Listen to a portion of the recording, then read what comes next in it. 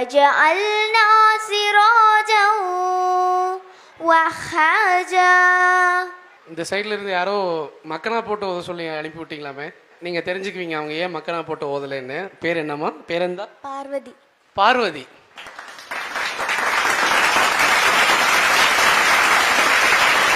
أعوذ بالله من الشيطان الرجيم. بسم الله الرحمن الرحيم. وجعلنا سراجا وهاجا للطاغين مآبا. இந்த சைடில் இருந்து யாரோ மக்கனா போட்டு ஓத சொல்லி அனுப்பி விட்டீங்களாமே. யார் அது? நீங்கள் தானா? சரி, ரைட், ஓகே. இந்த பொண்ணோட பேர் கேட்குறேன், நீங்கள் தெரிஞ்சுக்குவீங்க அவங்க ஏன் மக்கனா போட்டு ஓதலைன்னு. பேர் என்னம்மா? பேர் என்ன? பார்வதி. பார்வதி.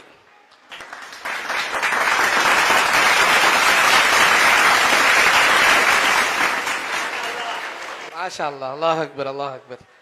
சமீபத்தில் கேரளாவில் இந்த பொண்ணு நபாசூரா ஓதி கொஞ்சம் இடையில வைரல் ஆனாங்க. சரி, இந்த மாதிரி குழந்தைகள்கிட்ட குரான் போய் சேர்ந்துருக்கு இல்லையா? யாருக்கெல்லாம் ரொம்ப ஸ்ட்ரெஸ்ஸாக இருக்கோ, யாருக்கெல்லாம் மனநோயாளிகள் இருக்காங்களோ, பிரச்சனை உள்ளவங்களுக்கு எல்லாத்துக்குமே அந்த குரானை ஓத வச்சு கேட்குறாங்க. எல்லா நோயும் குணமாகுது அப்படின்னு ஆய்வாளர்கள் கண்டுபிடிச்சி அது ஒரு தெரப்பியாக கொண்டு போகிறாங்க. நம்ம வீட்டு குழந்தைகள்லாம் என்னது பாடிட்டு இருக்கு சினிமா பாட்டு. ஆனால் நம்ம பார்வதி அழகாக குரான் போய் ஓதுறாங்க. அல்லாஹ் இவங்களுக்கு ஹிதாயத்தை வழங்கி வரும் காலத்தில் ஹாஃபிலாக குரானை மனனம் செஞ்சு ஹாஃபிலாகி குரானை பின்பற்றி நடக்கிற நல்ல பாக்கியத்தை இவர்களுக்கும் என்னுடைய பெற்றோர்களுக்கும் வழங்கணும்னு நான் பிரார்த்தனை செய்கிறேன்.